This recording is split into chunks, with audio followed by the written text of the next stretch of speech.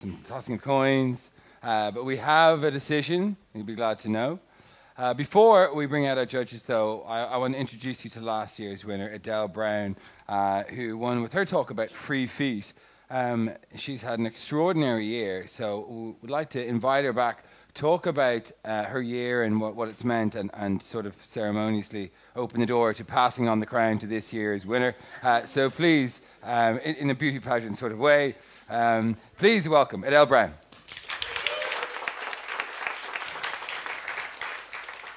Hello, thanks for the introduction. So my name is Adele, and I am the CEO and co-founder of Free Feet, and we produce assistive technologies for people with Parkinson's disease. So on the team, there's myself. I'm currently in second year of a BSc in biotechnology in NUIG, and my co-founder, Dr. Aoife Kirk, just finished medicine last year, and she's doing her intern year at the moment, so we're busy. So what's the problem we're dealing with, I suppose? So every hour, someone in the UK and Ireland is diagnosed with Parkinson's disease, and about 72% of those suffer from a symptom called gait freezing. It's a very debilitating symptom, which has a very severe impact on quality of life, and it's a shuffling in the legs and feet that people experience. And it has an annual global cost of about $70 billion worldwide, and because Parkinson's is a condition with no known cure, finding new ways of treating it is really, really important. So that's what we set about doing with Free Feet. So the solution is, as you can see in the pictures, that is Free Feet itself. So it's a laser, a battery, and a tilt switch, and it's all wired in a very simple series circuit and attached to the side of the user's shoe. And the idea is that the laser puts a dot on the ground in front of the person that's wearing it. And if they focus on that dot, they can actually change their walking from being automatic to non-automatic, because a non-automatic movement is something that you don't think about. Something that you do think about, like focusing on the dot that Free Feet emits. So the idea is the user focuses on the dot, and then they can change the part of the brain that they're using from the midbrain to the frontal lobes, because that's where where a non-automatic movement is controlled by.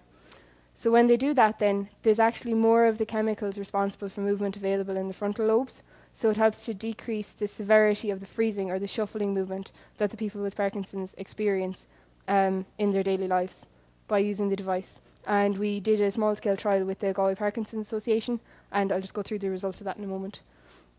So in terms of the market, by 2030, it's estimated that about 50 million people worldwide will have Parkinson's, and it's a global condition, so it affects everyone worldwide.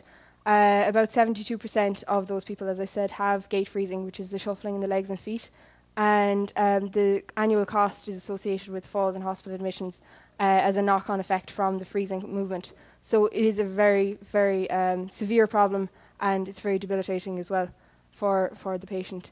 So in terms of the competitors we have at the moment, there are three main ones. One Irish, that's Beats Medical. It's the same mechanism, it's just using a metronome instead of the dot that Free Feet emits, and Medigate and Laser Cane then are just two different methods. So the advantages to Free Feet is we are award-winning, thanks in part to THREESIS. It can be customized to the user's shoe. We have clinical excellence is one of our core values, so that's why Aoife came on board to kind of head up the clinical side, because as a science student I don't really have the skills. And it's very discreet design, so it's attached to the side of the user's shoe, because the other designs at the moment, Laser Cane is on a walking stick, and not everyone with Parkinson's needs a walking stick, so Free Feet is more discreet in that regard. So in terms of the trial then, so we carried out a small-scale trial in association with the Galway Parkinson's Association, and found that there was an average decrease in freezing severity of 45% for females using the device, and 31% for males, so that was an average of 39% for the two test groups. And that's a huge, huge decrease when you consider the improvement in quality of life of people with Parkinson's. On the inverse of that, to be able to make that much of a change is huge, and that's the main, I suppose, driving factor behind commercialising the device. So in terms of, like, would you buy it? Everyone, they're very happy with the device itself and the design and the kind of the work behind it. So I suppose the story so far and how I'm here. So it kind of started as a project for the BT Young Scientist in 2013, and roller coastered a bit. So I entered the BT Young Scientist as a project. I just needed to find something, so I came up with 3 feet. And I won the Best Individual Award there, which is 2nd place out of the 20,000 students that entered that year, which was a huge boost. And then BT run a business bootcamp after that, so mine was one of the 6 most commercially viable projects picked for development from the 2,000 that were entered into the Young Scientist that year. So then at that point I was like, okay, well there might actually be something more than just a science project to this. I entered the Student Enterprise Awards in 2013 as well, and won Galway for that and got to the national finals. And then in 2014 we were backed by the Irish Medical Device Association, so they sponsored me to go to a science forum in London during the summer, and they've been a huge supporter, and I got to present to the board of directors and just incredible opportunities like that, and THREESIS as well, which was a highlight. And then there was the Outbox Incubator this summer, which was just incredible. So I got to go to London for 6 weeks for free to a startup incubator to develop the project into a product. That's why this pitch is slightly businessy. So we worked with like the youngest person ever to IPO, to have their company on the stock exchange and things like that, and it was just crazy. But it's the idea of STEMettes, which is the parent group that run it, is to promote more girls into science and technology. So just to kind of to get that there. And there was a demo day, so it's 3 weeks germination, demo day and 3 weeks incubation. And from demo day, Free Feet was the most successful company overall. So we won overall outstanding use of STEM, runner-up People's Choice, and runner-up outstanding design, and received investment. So it was a good day.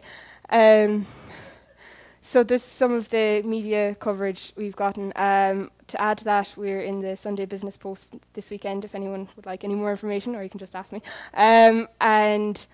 Since I made the slides, I've been named as one of the top 38 women in tech in the country, which at 18 is nice. So that's it, and if you have any questions, it'll be grand.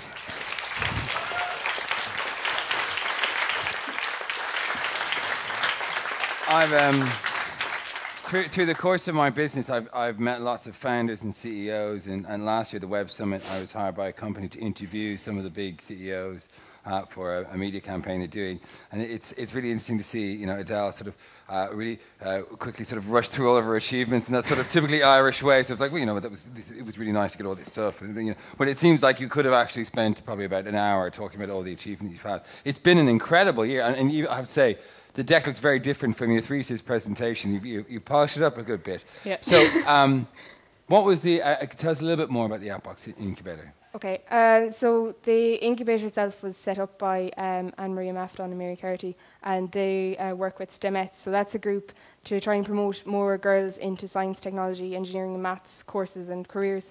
And the idea of it was to get people with ideas, or who were trying to get ideas, into a house together and work on them, and to do nothing other than work on them. And I suppose it's a typical startup incubator way. So it was run over 6 weeks, and 120 people went through so it was actually in a huge house in London. It was in it was like The Apprentice. It was in an apprentice-style mansion in London, and we all just stayed there for the 6 weeks. And 120 young people went through it, and I was the only person who was selected to stay for the full 6 weeks in the programme. And are you going to be a millionaire? I hope so. Does that matter as much? Because you started off kind of looking at this really lovely and simple way of helping Parkinson's who have gait freeze, and now there's the commercial element of it. Which is the more exciting bit? Be honest. I think honestly, so I started off trying to come up with an idea for the Young Scientist, and that some way that it could help people, because it's a nice thing to do. And then I saw the kind of commercial aspect, but I never saw the commercial aspect as the aim. I saw the commercial aspect as a way of getting the technology to the people that needed it. And I think that's important, is that like through commercializing it, they can have access to it, whereas they can't if I don't commercialize it. You know, does that make any sense? It does, absolutely. Please put your hands together for Adele Brown.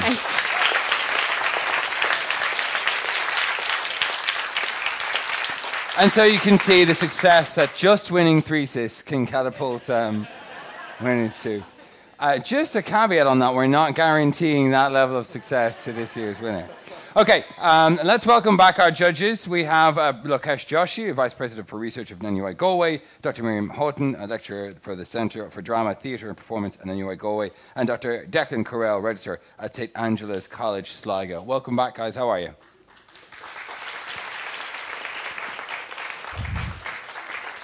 So I believe our chair is going to deliver these prizes. There was an audience prize. Thanks very much, guys. There was an audience prize. Perhaps you might give that one first, and then there was the prize that you deliberated over for some time. You did take quite some time. We had to kind of kick you in the pants a bit to come to a decision. So that's a good sign, I suppose, that the competition was tough.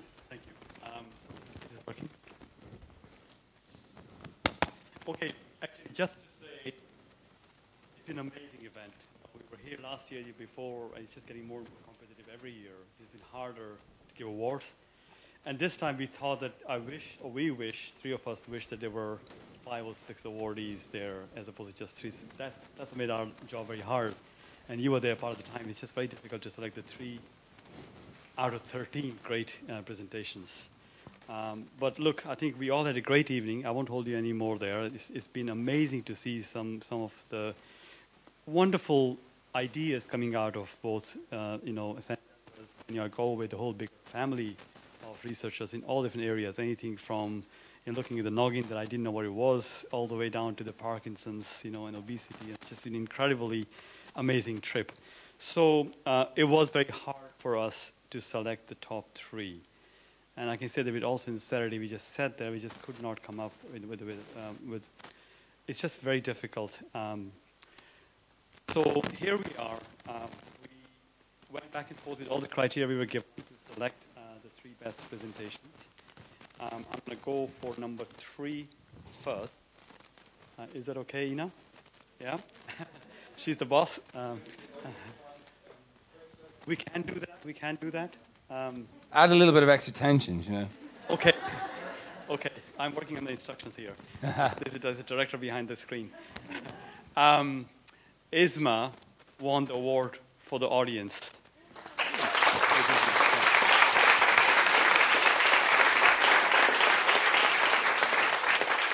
Well done, Isma. Isma's work.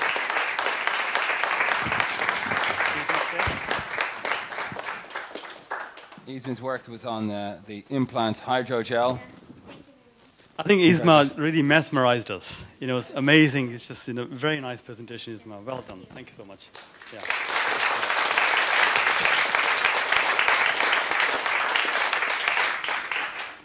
Okay, now,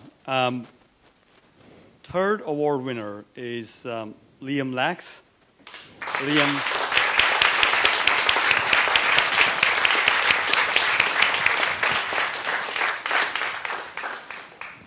And I'm sure you'll all agree, I think Liam's presentation really was about the greater society, our ecosystem around us, and it's very impactful. Liam, good job. Thank you. Well done, Liam.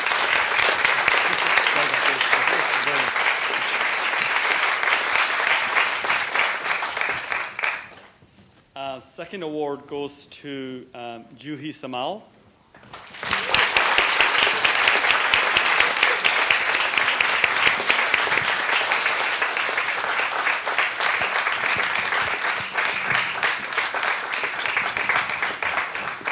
Hi, Juhi. So Juhi made an excellent presentation about how she's going to use her implantable devices or hydrogels for Parkinson's disease and maybe other neurodegenerative diseases as well. Juhi, well done. Thanks so much.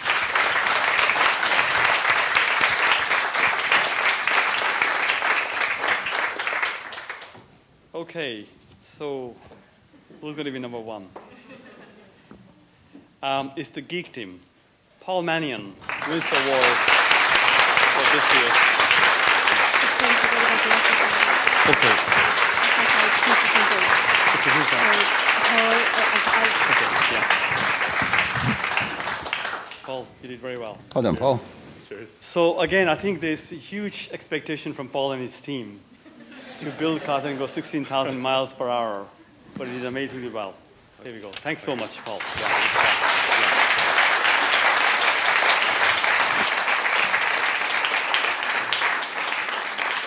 Now, as part of this award, we were also asked to select 2 postgraduate candidates who would represent NUI Galway in the SFI THREESIS project. And they had to be from the STEM area. So obviously, I think from this process, Paul and Juhi will represent NUI Galway in SFI Summit or SFI's THREESIS project. Is that okay? That sounds good. Okay. Thanks so much. Now, if I may, Jonathan, just a couple of things. I won't even take 3 minutes here. Just, I want to thank you all. I think this is a great way for university researchers to connect with the society. I think we are part of a greater Galway community and Sligo community as well now. I think this is really good that our research speaks the language of the general people, ordinary people, and we can talk about the research going on, which is very technical sometimes, but we connect with the researchers or people here. That's one thing. And I think also, I think it's very important to thank all the young researchers who were here. I know they've been practicing for a long time. They've kind of improved a lot, as I understand. Some of them have done amazingly well, so it's well done. But I think it's also, it's very important as scientists to be able to connect with the audience, with the people. So they learn to speak the language of the audience. You know, sometimes we can get lost in our own labs, in our own, computers. But how do I get my idea to people and make them feel that this is important? So all of them, I think, did a very good job today. And I want to also thank Jonathan for giving us his time. I know he's very busy and he's been sorting some things out. But I think it's great to have you here, Jonathan. You did an amazing job. And the 2, my co-judges here.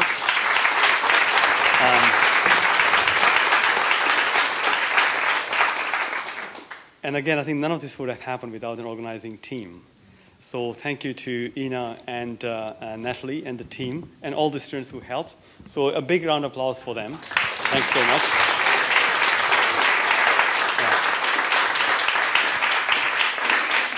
And then just the last thing to say, which in fact I'm saying with a certain amount of sadness, that Ina, who has been spearheading the whole program, she's leaving us tomorrow. This is the last day in the university. She's going to Germany to pursue a brighter career there. So please, thank you to Ina. I have something small for her here. Yeah.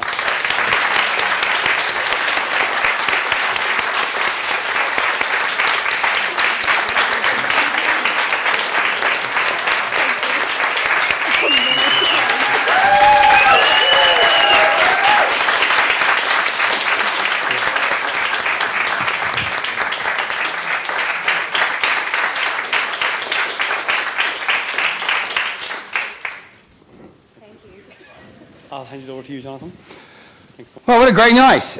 Congratulations again to all of our winners and to all of our finalists. I think you did yourselves proud. And as someone who trains people how to communicate with the public and with the media, can I say that this is the first time for many of you standing up on stage and doing something like this. Practice makes perfect. And the more you practice speaking about your research and the more you think about your voice, your delivery, the many words that you use every day, the better you'll become at it. And the more likely you are to be able to persuade people of the things you'd like to persuade them of. And the more likely people will be receptive to you as a person. So standing up here on stage and talking about your research is something that is tricky, but continue to do it and try and find outlets for it. That's what I'm trying to do in my work, trying to find people, particularly in science, technology, engineering and maths, is trying to find outlets for them to help them reach a bigger audience with the work that they're doing. To mention that, I'm the founder of a new conference, a Science Communications Conference. It's happening on the 9th of December. It's called SciComm 2015. We have a spectacular panel of speakers at it, people who'll be talking about how to communicate to an audience. We've Patrick Sutton from the Gaiety School of Acting. We've Jane McDade from Think House, who put on really exciting events. If you're interested in science communication, I really think it would be valuable to try it out. I would say that, but I generally do feel it too. One one more thing. I'm involved with FameLab, and FameLab is kicking off very seriously in Galway this year. So there are heats. It's a similar sort of competition. The goal of FameLab is to do the exact same thing, talk in an engaging way about your sort of research with limited props on stage. It's a very exciting competition. If you were inspired by what you saw tonight, you were involved in research, or you know someone who is, I strongly encourage you to get them involved. They can check out famelab.org. I think it's the 9th of November. I can't remember. It's one of those. Famelab.org. You can find out more details about the heats, particularly for Galway. But do check it out. The final week in Cheltenham for the finalist who wins is a spectacular time that will change your life. But listen, I do this a lot, and it doesn't always work out so well in terms of the audience. You've been brilliant. I really do appreciate that. Sometimes, it doesn't fall that way, but you've been really, really a great audience, very supportive to our speakers. Thanks to Ina and everyone who's had me here tonight. Safe home. Thank you very much for coming, and I hope to see you next year for THREESIS. Good night.